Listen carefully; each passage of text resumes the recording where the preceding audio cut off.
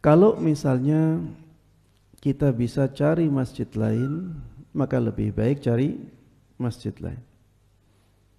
Kalau kita tidak bisa cari masjid lain, maka kita lihat kuburannya di mana.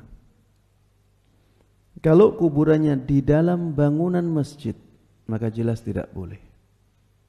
Ya, tidak boleh sholat di masjid yang di dalam bangunannya ada kuburan. Tapi kalau misalnya kuburannya di luar bangunan masjid, misalnya di pelataran atau di depan pengimaman, di belakang apa depan pengimaman? Di belakang masjid, di depan pengimaman, ya,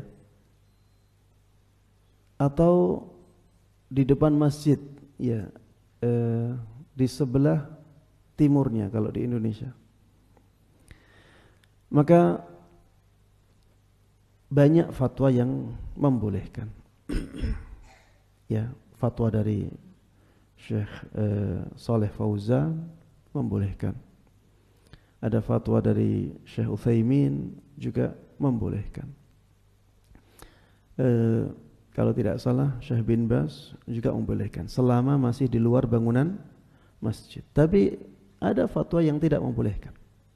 Makanya saya katakan tadi, kalau masih bisa mencari masjid yang lain, maka keluar dari perbedaan pendapat ini. Tapi kalau tidak dapat kecuali masjid itu, maka ana masih condong ke pendapat yang membolehkan, karena dia sholat di masjid yang tidak ada kuburannya. Kuburannya di luar bangunan masjid itu. Memang di sekitar masjid, tapi masih di luar.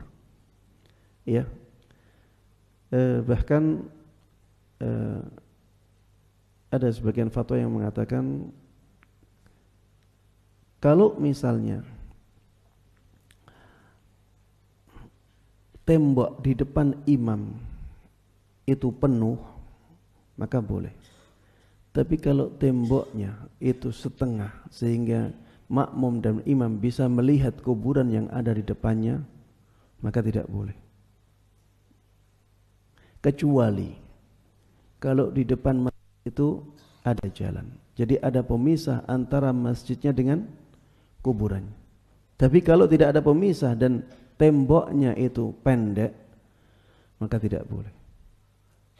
Ya, ini juga disebutkan oleh sebagian ulama. Ya, intinya kalau misalnya kuburannya di dalam masjid, benar-benar di dalam bangunan masjid, dan ini ada jamaah, saya pernah lihat, maka jelas ini tidak boleh. Walaupun tidak di depan imam, walaupun di pinggir, tapi dia di dalam masjid tidak boleh. Tapi kalau masih di luar, walaupun di depan, tapi ditutup oleh tembok, maka dibolehkan. Tapi kalau bisa mencari masjid lain yang tidak ada kuburannya sama sekali, maka itu lebih baik, dan kita keluar dari perbedaan pendapat para ulama dengan seperti itu.